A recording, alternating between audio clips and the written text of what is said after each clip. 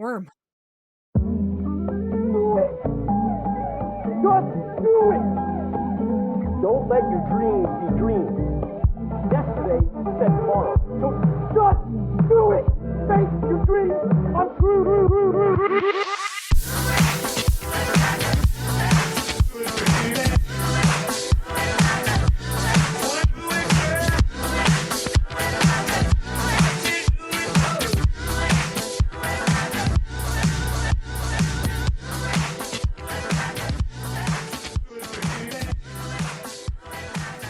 Hello, and welcome to The Screen Tones, where we talk anything and everything webcomics. Today we're going to be taking a dive in how to get the most out of studying other works for inspiration and looking at them as a creator to improve your webcomic. I'm Megan, she, her. I make sorcery shenanigans, and mid to late this year, also Magical Idols Starlight Ensemble. And I'm Ray. I use they, them pronouns, and I make the webcomics Overlord of Ravenfell and On Empyrean High. I'm Delphina. I use she, her pronouns, and I make the webcomic Somnambulus. And I'm Crispy. I use she, they pronouns, and I make the webcomics Ghost Junk Sickness and Lunar Blight. Okay, so I think it's pretty universal that sometimes you see a piece on the internet that you just think is so phenomenal, so fantastic, that you just get this intense feeling that motivates you to emulate some part of that or the whole dang thing in your work, but you're not really sure how to do that. It's a skill that's super useful to yourself as a creator, but also to your peers to help you grow. Reading like a writer helps us deconstruct ideas, executions, and overall impact of works that inspire our own. So let's dive in to figure out how, and most importantly, why. We're going to start with what kind of works do you guys look at for your specific comics, and what kind of aspects do you prefer to study? Well, for me, I tend to like to look at dark shoujo for my inspirations. A lot of those tend to be like shoujo fantasy and psychological horror and such. Mostly because I really like the way that they tend to ink their works, as well as the way that the paneling is often done.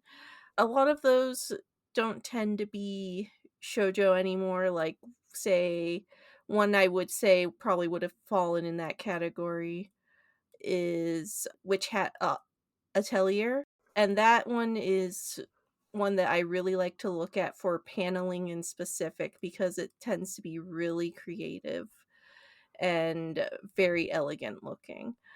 I'll also tend to read novels, and I'll look at the structure and how they tend to set things up and foreshadow as ways to just sneak into my own work to kind of tie everything together.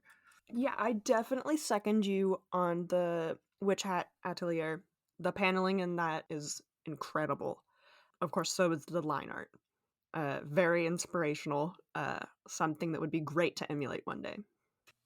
Yeah, for me, I have trouble because I used to say like, oh, I don't really study things. I don't really like have specific like inspirations or anything like that. I don't focus on like, yes, this is exactly what I want it to be because I want a more eclectic feel. And I've come to realize that that's not exactly true. Maybe I don't like consciously pour over things and say, yes, I want 50% this and 50% that. It is kind of all subconsciously influencing me. And I think that's like an important thing for people to realize, that even if you don't think you have references or you don't have inspirations, there's stuff all the time and there's a pattern.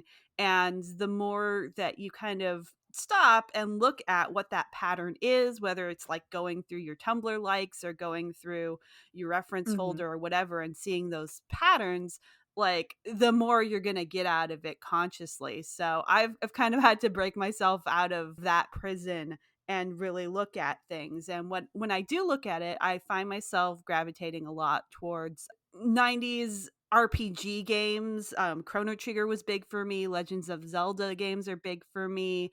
Just that early stuff where it was just a group of friends getting together, kind of found family feelings of like everyone gets their own little backstory and stuff. Any kind of magic system. I love a good magic system. Same. Just seeing how people go about like where does the magic come from and things like that. Later on, I started reading the Terry Pratchett novels, Discworld and stuff, and that really scratched the itch of like I wanted something eclectic and something like bordering on the absurd or the surreal that kind of pulls you into something but then like hits you with big emotions when you're least expecting it. I like that kind of contrast. So for me, I think part of why it was so hard to pin down what's really appealing to me is that I wanted a contrast. I didn't want something that was completely serious or completely funny. I wanted those things to exist together. So later things that came out were like Princess Tutu has a lot of the absurd, but also the emotional, and just various other anime kind of went that direction too. That's where I am with that. I think art wise, I gravitate towards a lot of colorful things. I like a balanced composition. Those are kinds of things that when I'm looking at an illustration or a page layout, I love to see the flow of the page, what the panels are doing, if there's a balance or if that balance is intentionally disrupted and how people go about that. Those are all really fascinating things for me. I'm literally just nodding at like everything you're saying. You can't nod on a podcast. They can't hear it. I know. That's why I have to tell you that I'm nodding on a podcast. I appreciate that. Nodding audibly. Same. Yeah, just me every once in a while nodding audibly. I'm sure Rennie would love that. But I totally understand where you come from feeling like you don't have like you don't look at works and kind of break them down and go, I want that or I want this or I can see this in my work. Maybe in the way that you're not consciously doing it. Because especially listening to you, I realize that that's what I'm doing.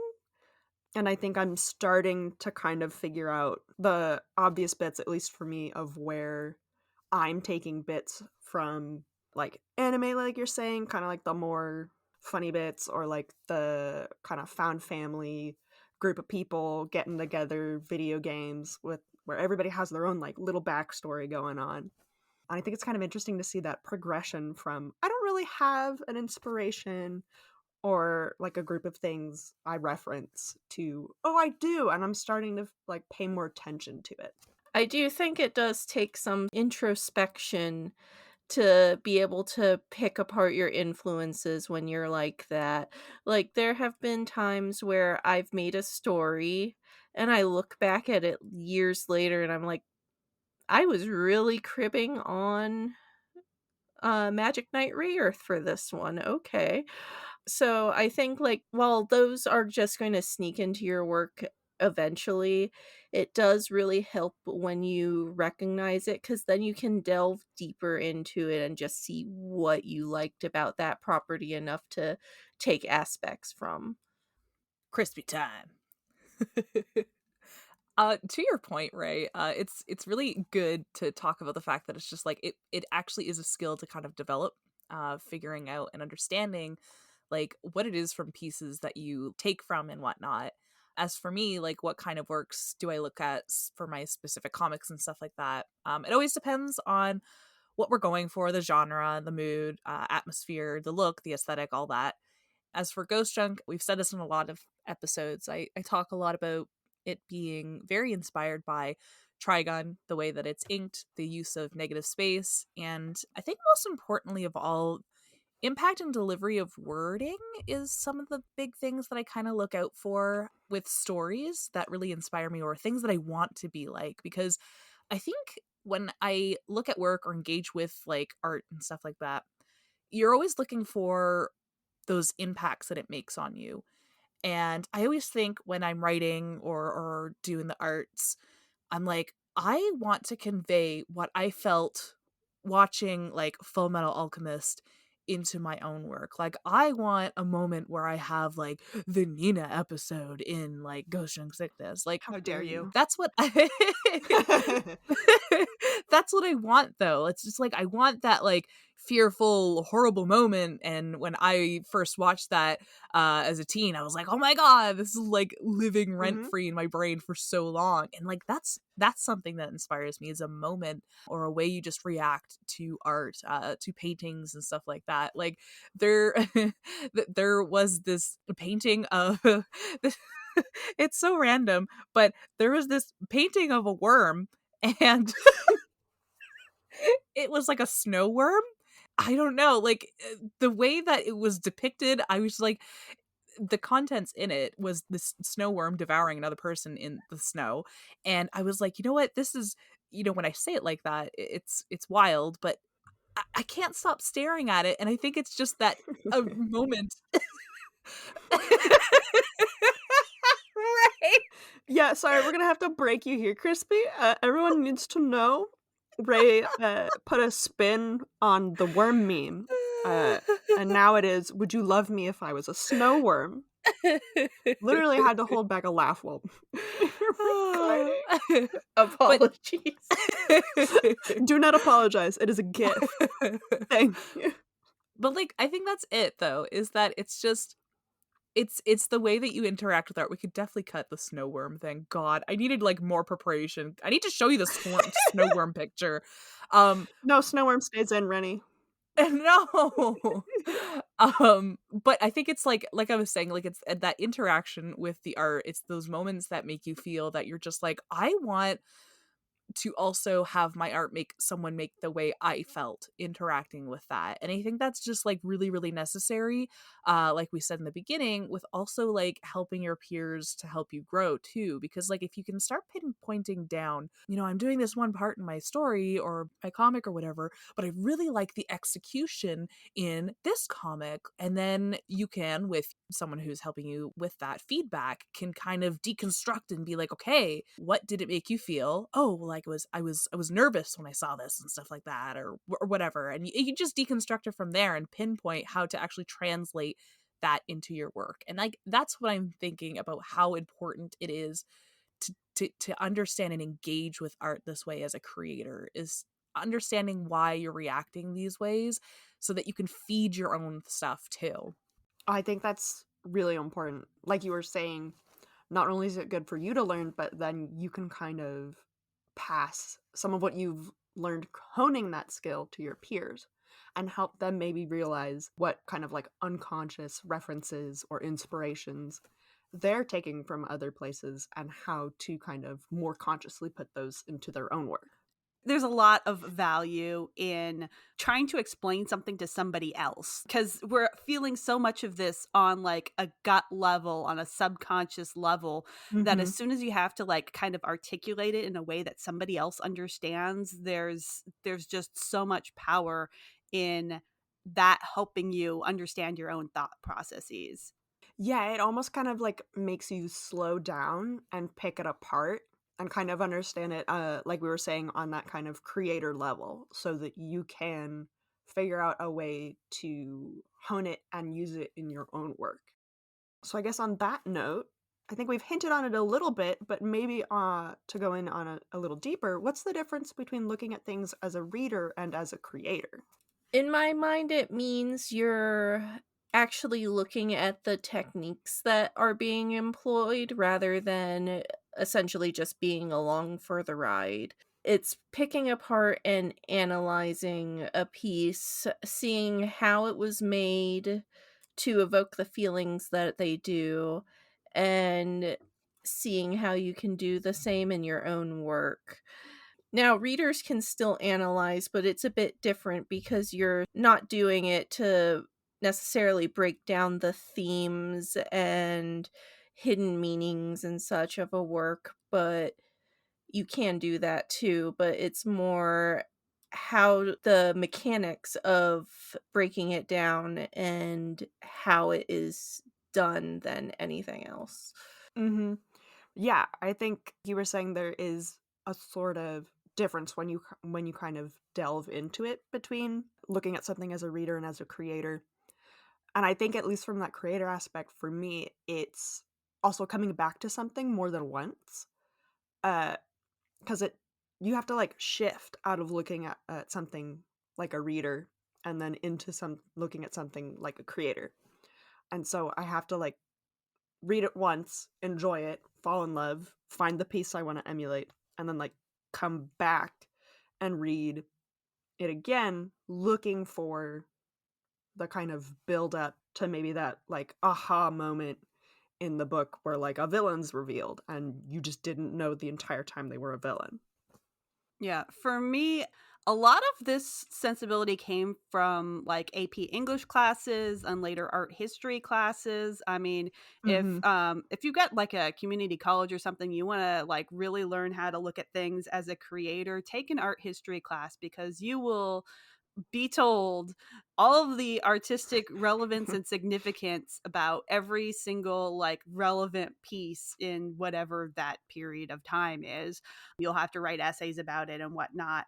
One thing that we did in my English classes, which was very much not reading the book as a reader but as like a creator, is like we had to turn in our marginalia.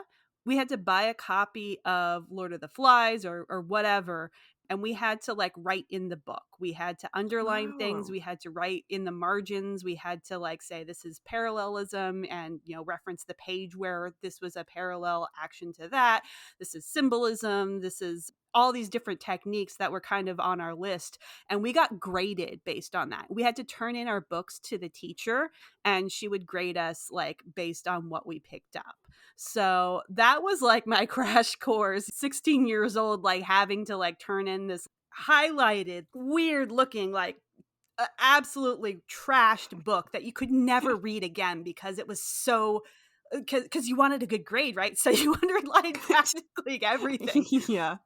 But it did kind of teach me over the years to like really look for those things when I'm reading. And art history classes again was kind of the visual aspect of that. Am I looking at the direction? How did they direct your eye through the composition? How did they use their brush strokes or whatever to give you a sense of something? And how does that make you feel? And you wrote a lot of essays about it. You had to go to museums and look at things and break them down for the teacher. So that was very valuable for me. And if you're in a position to take a class like that, I think you can get a lot out of that because there is a pretty big difference between that and when I'm just turning my brain off to watch something entertaining. And I think that's the key that you kind of have to learn as a creator. Yeah. I think that's really interesting that you got something out of those kind of like AP English classes and the other art classes in college. Because I did take, I think, one or two classes where you did kind of like sit down and like look at different art pieces during different time periods and whatnot.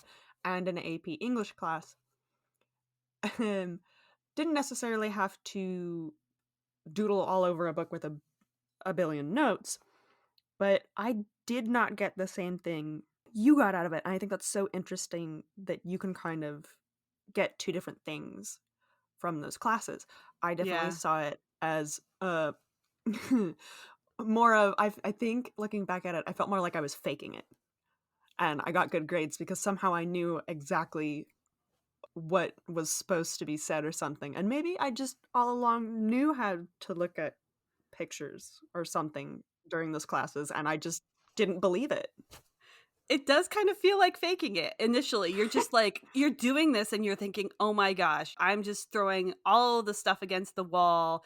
But it does kind of train you. And eventually, like, you kind of can make something out of anything. I think that's the point. I think you can make something symbolize X, Y, or Z if you use the technique correctly. And you're never going to Mhm. hone that unless you really look for it in every nook and cranny. I think one of the interesting things I've read before that is along that lines is it might seem like faking it because you're actually really good at picking it up. So Huh. like you might think, oh, this is like too obvious or too silly, but honestly, maybe you're just good at picking it up and it just feels like embarrassing to point it out to people. I think it's good to deconstruct things and kind of try to explain, like, oh, hey, like, as if you were talking to someone that was 5 and maybe you can just lay it out nice, plainly, and simple, and you can just put it away for future use on how to use it. I think for me, it's about understanding like what questions to ask when you observe like the art, writing, the media, and that there's always a chance to learn from absorbing stories. Sometimes, actually, frustratingly so, it's hard to turn the creative brain off. Like sometimes I just want Mhm. to watch a movie and not think about it too hard. But sometimes I'm just like, okay, brain is overworking and trying to rationalize this and trying to be like, oh, that's not realistic. And I'm like, maybe this movie is supposed to be just dumb and I need to just be quiet. um but on the other side, like, our skills also improve when we analyze and understand what it is and what it is we want to be within our own work. So figuring out exactly how to examining these things is key. So when you say that you like a piece, it's just really important to understand, like, why do you like a piece? Like, oh, I like this piece about the worm, and it's just like, why do I like this piece about this worm? And I look at this worm piece. I'm gonna talk more about this worm piece. Please do. It's by I Peter need to see Ferguson. the worm. Oh, it's by Peter Ferguson, painted in 1968, and it's It this worm in the snow, and it's just devouring this person, and the lighting is phenomenal. The way that you sink into this piece, just how Yeah. there's a spotlight on this worm, and I'm just like, the mood is something that I've had when walking, late at night. The snow's kind of heavy, it's going down, and then you're going under like a street light, and it's just that feeling of dread because you don't know what's beyond where the light touches. And I look at this worm piece and I'm like, man, I'm feeling the same way. There's this dread. And now at the back of my mind, I'm like, there's gonna be a worm. Like, it's just, it's awesome. It's totally making me feel these things because of the lighting, because there's a horse running away in the distance, because of the lighting I have felt so like close before, that's making me think of these things. And that's just something that you want to kind of devour when you want to put those things in your pieces. You start looking at it, with the shapes. You start looking at what they're doing with like the actions of the characters, the drama, the slow advancement of this worm that just seemed to just probably slowly writhe itself out to get this poor sucker and stuff like that. So, it's really just spending that time with things that really resonate with you, and you're just like, why is it that I like it? Like, was it the materials that was used? Was it the brushwork, like Delphi said? But maybe the way the subject was placed compositionally itself, letting the eye wander, just like in the worm pick, is something that you might want to capture in your own work, is like being lost in the sauce. And so there are many questions to ask yourself when you're studying other people's work. And it's not only about your work growing, but you as a person too. So going back to your inspirations, it's totally key. It helps not only you as the creator understand your goal, but helps your peers that can help you reach it as well. So it's extremely useful to kind of just have all that imperative for growth. On that, too, there's something interesting about it. When doing this, you're reading for technique and not for content, right? So you're Mhm. analyzing stuff and you're just like, oh, I want to do that. But there's also a way that you can do this with stuff that you don't like. And I do this a lot, when I'm reading something or I'm playing a game or whatever. And I'm just like, oh, man, that ending, it didn't satisfy me because this character was like that and I could have done like this and blah blah blah blah blah. And now all of a sudden you have this story that's completely taken off from the original, and now you can apply that to your own works, being like, I'm going to try to basically go after this idea but make it my own and do it my way, kind of thing. So that's another way to learn and delve into this creative process. So it's pretty interesting. There are a lot of facets for it, and I definitely encourage people to really get into why and what it is about pieces and stuff that they like to emulate in their own works. Okay. So I think that leads us really well into what are some things you can act on when you see a work or you're reading a comic and there's something in there that makes you go, "Oh, I want to do that in my own work." What kind of things can you do to get yourself there? What kind of a roadmap can you build for yourself? Well, for me, when it comes to comics, one of the first things I like to do for a comic that I really like, that I want to get into the paneling, I'll take out a piece of tracing paper and just block out just the panels and the general shapes to get a feel Hmm. for how the overall page is constructed. I'll usually use, I think, gray and a black marker, and then I'll leave enough white space for really strong shapes in the panels. And in my experience, really helps me like kind of simplify everything into just a composition and see how it was constructed without all the pretty artwork that can often distract me. And I'll also do art studies for artists that I particularly like. Not always necessarily copying directly or master studies or anything, but just Hmm. picking a technique that I particularly like and trying to use it in my own work. A lot of people tell me that my hair rendering for certain characters really reminds them of Clamp, and that's kind of not an accident. So it's just looking at something, trying to figure out how they got there.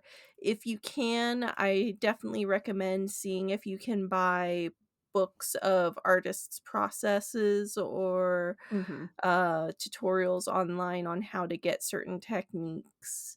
Some of them might be hard. A lot of the ones that I found are in Japanese or were originally, but it's not impossible to find a lot of them either. Yeah, I think definitely tutorials is like a great place to start if you can find something from an artist you love who happens to do tutorials on pieces of their process, or not even a tutorial but kind of shows you the breakdown from like sketch to inks to color and what that looks like for them, so you have a little bit of like a roadmap to break down for yourself for whichever part is what you're wanting to emulate.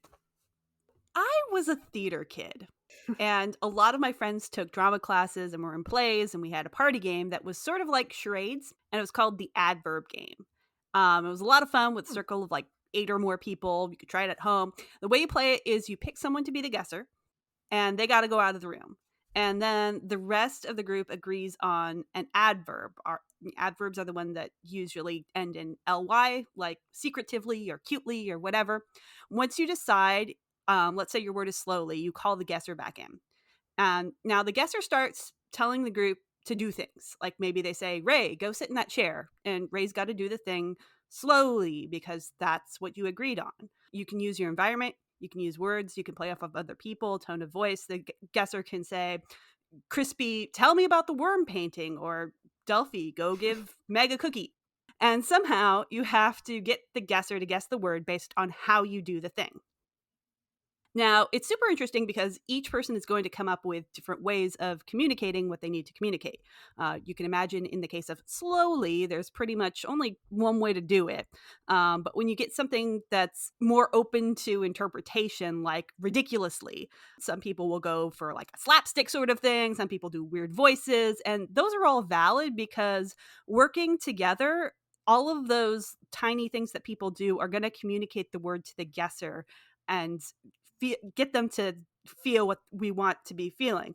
But nobody actually knows what is actually going to get through to the guesser, so it's good to try a lot of different approaches. So I feel like with visual arts like comics, we're all playing the adverb game with our readers.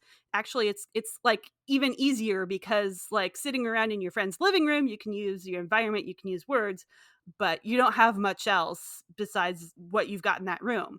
But with comics, you can control the lighting. You can control the size of your panels, the negative space, the colors. You can use shapes and metaphors or balance of the composition. You have so many things. So one exercise I thought of was the comics edition of the Adverb game. Instead of grabbing 8 people, you grab 8 comics that you like that are roughly similar. And you start describing adjectives that go with them. You know, is this a cute comic? Is this a humorous comic? Is this a creepy comic? And then you add ly to that to make cutely or humorously or creepily or whatever. And you find as many examples as you can of that comic doing something dramatically or whatever. Take screenshots or pictures with your phone when you find them and compile them all in one place. Put them in a folder or in a document and look at what they have in common. When something is happening dramatically, you might notice that most of them have more contrast or fewer than average panels, for example. Maybe if things are happening quickly, maybe there's a lot of panels per page. Maybe there's speed lines. Maybe you see something small get big as it comes towards the viewer. So as you're playing with the camera there, every comic is going to show you a different way of portraying these same things. And those are all going to become part of your own vocabulary for your own comics. Of I'm playing the Adverb game with my reader and I need stuff to do to try to make them guess what's going on and how to make them feel. What's also interesting is when you're playing this game and the guesser has no idea what your word is. So they might ask you to smile and your word is angrily. So your challenge is you still got to smile. You have to do what they say with your face, but it can't look happy. So you have to try to incorporate other elements to show you're smiling angrily. So maybe you're tensing up your shoulders. You might smack your fist on the table. You might grit your teeth and say, I am so happy to do that for you, in that tone of voice. And that's something I love to play with in my comics too, because what can you do when you're drawing an action and you can't use the most obvious way to communicate the adverb behind it? It's an angry panel, but maybe you can't use the color red because it's a black and white comic. You can't show an angry face because it's supposed to be a shot from behind. Maybe you can't make the dialogue say, I'm so angry, because that sounds dumb. So what do you play with? Do you play with other body posture? Do you play with the camera angle?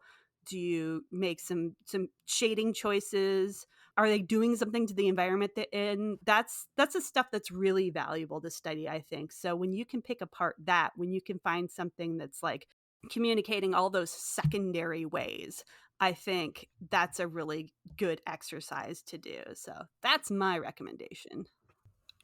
My recommendation is if you're doing a close-up, can't see the person's face and they're angry, do the Arthur clenched fist meme.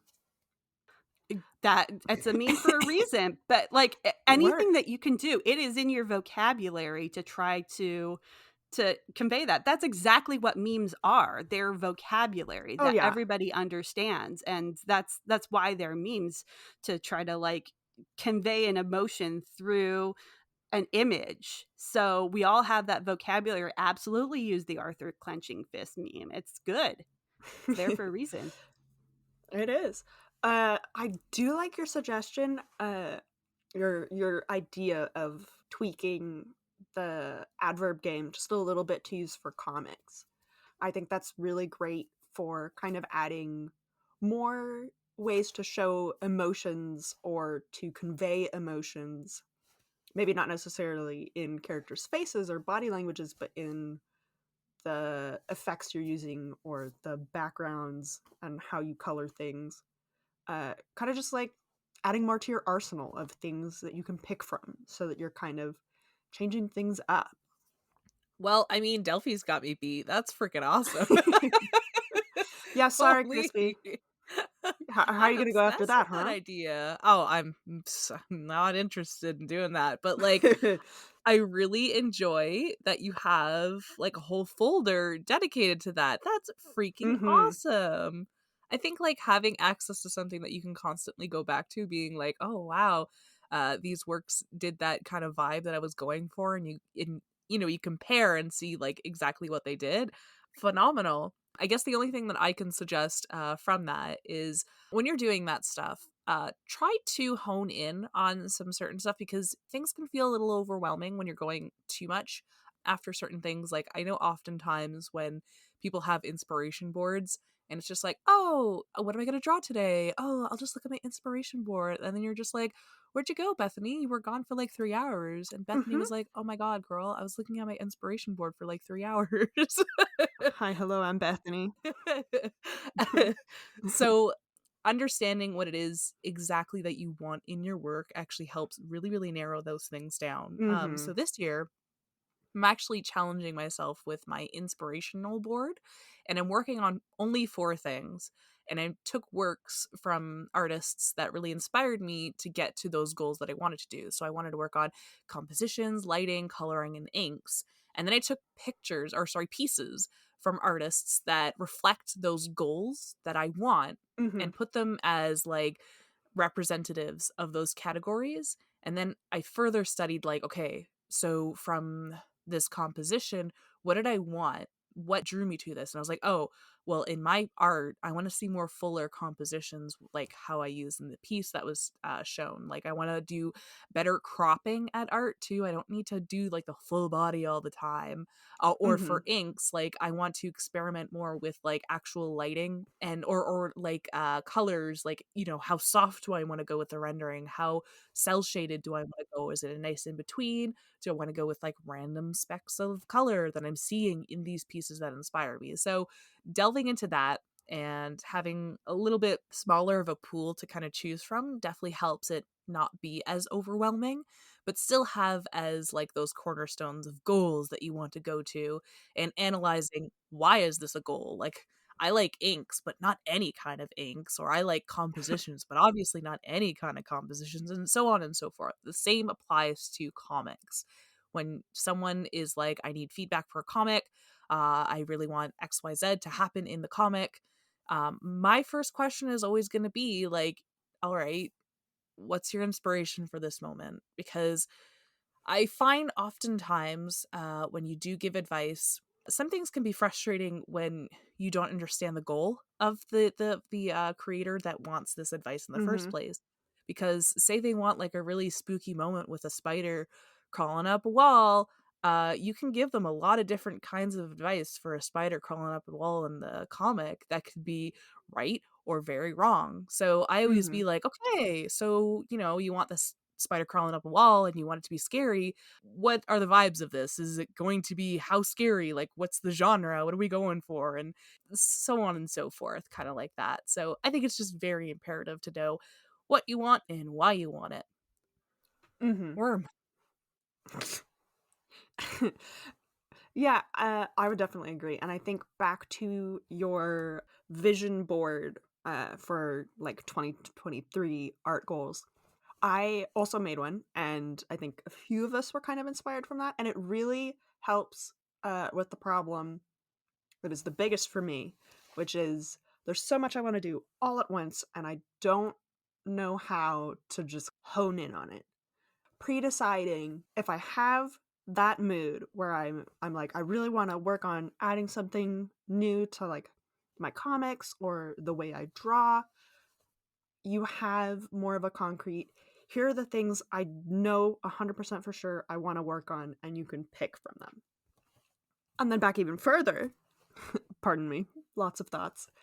Delphino saying like making kind of like a folder where you have all these references of things that inspire you for how to do things. I think you could also do something like that with your own work. Like, I'm sure there's moments where you went, oh, I really liked how I drew this emotion or conveyed this emotion. But if you're anything like me, you will forget at some point that you did that and how you did it.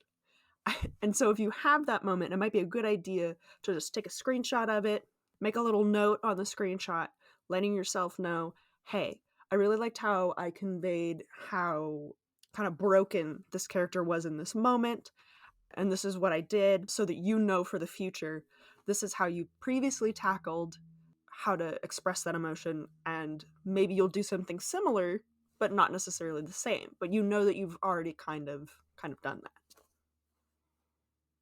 I definitely forget all the time. Like, there's too many pages. I've done so much comic and yeah, I just don't remember anymore. But it's true. There's a lot of times where like I've already solved the problem one way and it's actually a matter of consistency. If I'm showing a character and I want to show like how they tend to go about things, sometimes it's good to just have that collection. I started a World Anvil site or worldanvil.com is like mostly for people who play D&D or other tabletop Mhm. RPGs to like keep track of their world and stuff, but they have little character profiles.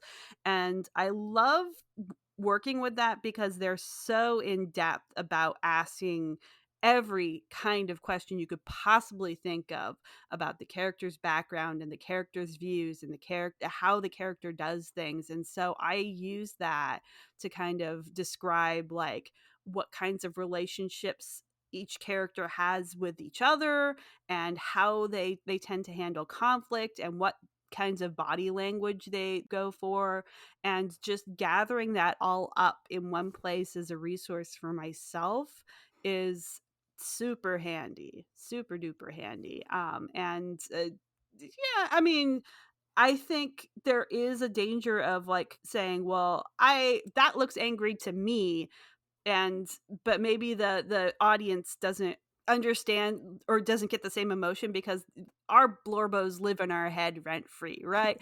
Like Yes. we have like so many emotions attached to our characters like on our own, and sometimes that doesn't always come through to the reader. So I think what Crispy was saying about like really having an outside party to like talk to you about like what you're doing and what they're getting out of it, or listening to your readers or whatever, and continuing to look outside of yourself, continuing to look at other resources and never really stopping with just what you've done, but seeing there are going to be other ways to tackle the problem. There are going to be better ways that you're going to learn. There's going to be, and you can use lots of them at once. You can use a whole Mhm. bunch of different things to convey the same thing, and they're all going to reinforce each other. They're all going to back each other up. That's what you want, because something in that list of all the things that you do is going to connect with a different person each time, and that's how you connect with different readers. Alrighty. So I think we've hit on all our major notes that everyone wanted to say. So I think we will have to call this, in honor of the wonderful painting subject of our episode, a snowworm rap. I've been your host, Megan, pronouns she, her. You can find my work on its website, sorceryshenanigans.com. And I'm Ray, and you can find my work at EmpyreanComic.com and Overlord of Ravenfell on Webtoon. And I've been Delphina. You can find Mag webcomic Sombulus at sombulus.com. And I've been the snowworm. Ah, which one of us are you going to eat? No! Sloss the Snowworm. And you can find my Snowworm comics at ghostjunksickness.com or lunarblight.com. Snowworm. I almost kind of wish you'd said like snowwormcomics.com. No! This is gonna be haunting me in my nightmares. It's just the Oh, snowworm with it's such a Crispy's haunting face like piece, though. superimposed It on it. really is the orangey. Oh, It's yeah. gorgeous. I don't feel. I'm looking at it now. Oh, The worm. You should see more of this guy's paintings. Like, chills. I got scared. I had to close the tab. Thank you for listening to Screen Tones, a webcomic podcast. Want to know some other ways to support us? Check out our Ko-fi at ko-fi.com/screentonescast, where your support will help us create more episodes, reach cool extra bonus goals, and keep us talking about anything and everything webcomics. You can also find us on Twitter, Tumblr, Instagram, and our Discord server. Thank you so much for listening, sharing, rating, and supporting, and we'll see you next time.